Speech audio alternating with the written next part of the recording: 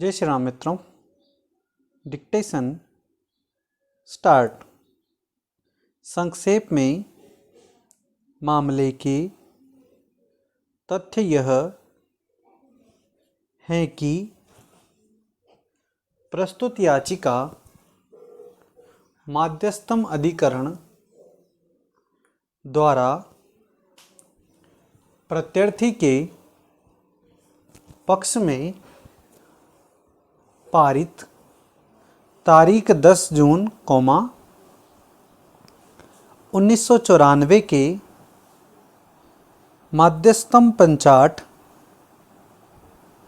को अपास्त किए जाने के लिए 1995 के मध्यस्थम और सुलह अधिनियम की धारा 34 के अधीन फाइल की गई कार्यवाही को स्थगित किए जाने के प्रयोजनार्थ फाइल की गई है। विराम। यह पंचाट प्रत्यर्थी के पक्ष में विशुद्ध रूप से धनीय डिक्री की प्रकृति में पारित किया गया है। विराम। अधिनियम की धारा 34 के अधीन फाइल की गई इन कार्यवाहियों के लंबन के दौरान प्रत्यर्थी देश कंपनी के विरुद्ध कोलकाता स्थित राष्ट्रीय कंपनी विधि अधिकरण के समक्ष एक वित्तीय लेनदार द्वारा 1995 की दिवाला और शोधन अक्षमता संहिता की धारा 7 के अधीन एक आवेदन प्रत्यर्थी के विरुद्ध निगमित दिवाला समाधान प्रक्रिया आरंभ किए जाने की इच्छा करते हुए फाइल किया गया और राष्ट्रीय कंपनी विधि अधिकरण ने तारीख 4 जुलाई 1994 के आदेश द्वारा उक्त आवेदन को सुनवाई के लिए ग्रहण कर लिया और संहिता की धारा 14 के निबंधनों के अनुसार ऋण स्थगन घोषित कर दिया। विराम। अब यह प्रश्न उद्भूत हुआ है कि क्या अधिनियम की धारा 34 के अधीन फाइल की गई वर्तमान कार्यवाही को संहिता की धारा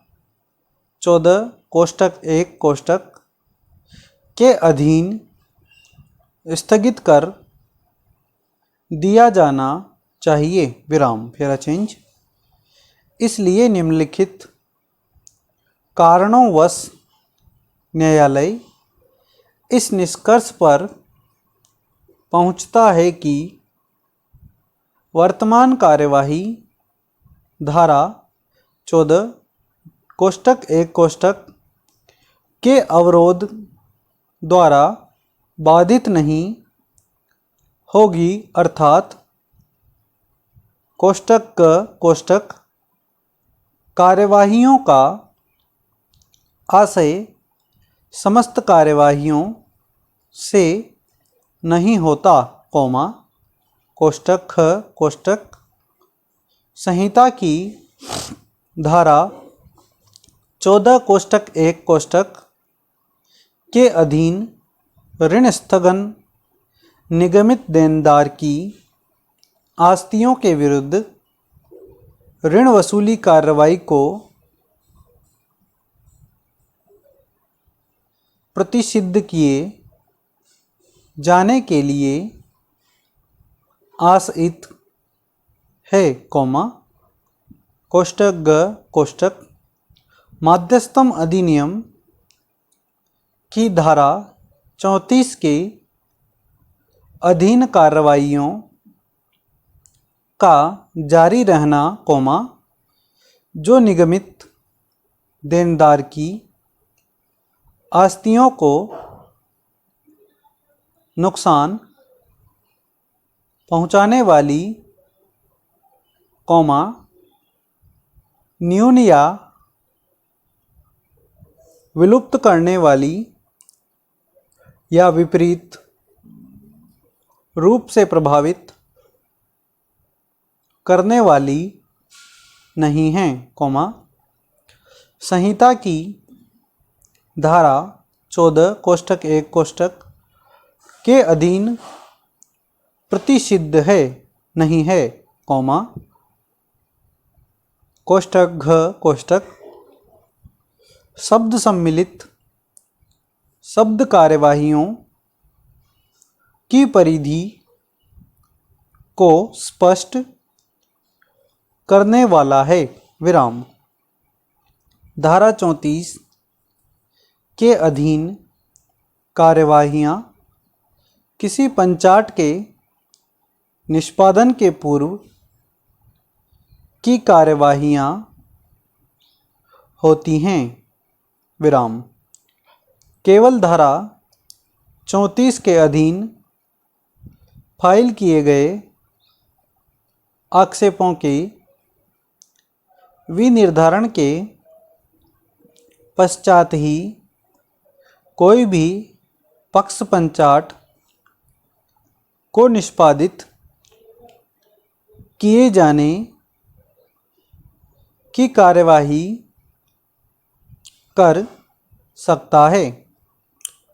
और यदि आक्षेपों को निगमित देनदार के विरुद्ध निर्णीत किया जाता है तो निगमित देनदार के विरुद्ध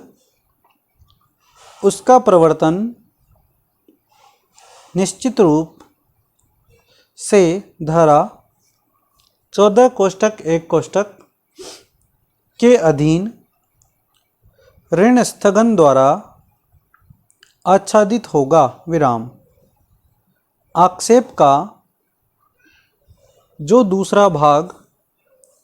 है, वह यह है कि क्या यदि एक बार ऋण स्थगन घोषित कर दिया जाता है, तो फाइल किए गए आक्षेपों के प्रकाश में कार्यवाही के जारी रहने का विनिश्चय केवल समाधान वृत्तिक की नियुक्ति की तारीख से निगमित देनदार के मामलों का प्रबंधन अंतरिम समाधान